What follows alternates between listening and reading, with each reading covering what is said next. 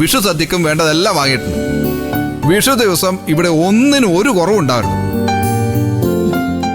നീ എന്തൊക്കെ ഇവിടെ വാങ്ങിക്കൊണ്ടുവച്ചാലും ഇവിടെ വലിയൊരു കുറവുണ്ടാവും വിനയ. അതെന്താ? വിഷുദിനത്തിൽ നീയും ചിലങ്കി ഇവിടെ ഉണ്ടാവില്ലല്ലോ. നിങ്ങൾ ഇന്ന് തന്നെ പഞ്ചരത്നത്തിലേക്ക് പോവില്ലേ? ഇത്തവണ എന്തായാലും പോയേ പറ്റൂ അമ്മ.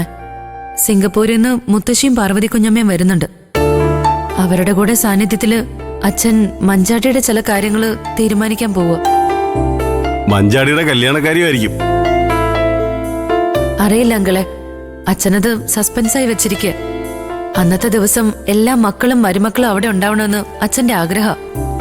അതെങ്ങനെയാ ചീരു എല്ലാവരും ഉണ്ടാവുന്നേ? ഇന്ദ്രൻ ഈ വിഷുവിന് പഞ്ചരത്നത്തിലേക്ക് വരുവോ? ഇന്ദ്രൻ ക്ഷണിച്ചാവൻ ഓടി വരും കേട്ടോ.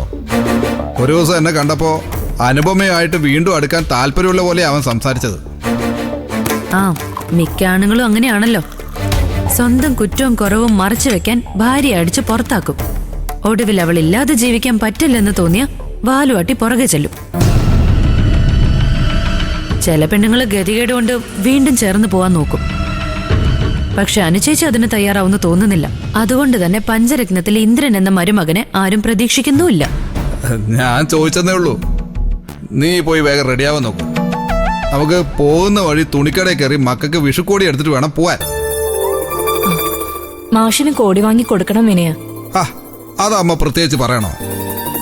അത് നമ്മള് എല്ലാ ഓണത്തിനും വിഷുവിനും ചെയ്യുന്നതല്ലേ, അല്ലേ ചിരു? പിന്നെ വിനേട്ടൻ അമ്മയ്ക്കും അങ്കിളിനും കോടി എടുത്തോ? പിന്നെ അതൊക്കെയല്ലേ വാങ്ങിക്കൊണ്ട് വന്നിരിക്കുന്നത്. വാങ്ങിക്കൊണ്ട് വന്നാ മതിയോ? നമ്മൾ പോകുന്നതിന് മുമ്പ് അമ്മയ്ക്കും മാമനും അത് കൊടുക്കണ്ടേ? പിന്നെന്താ, കൊടുക്കാം. മാമിക തന്നെ.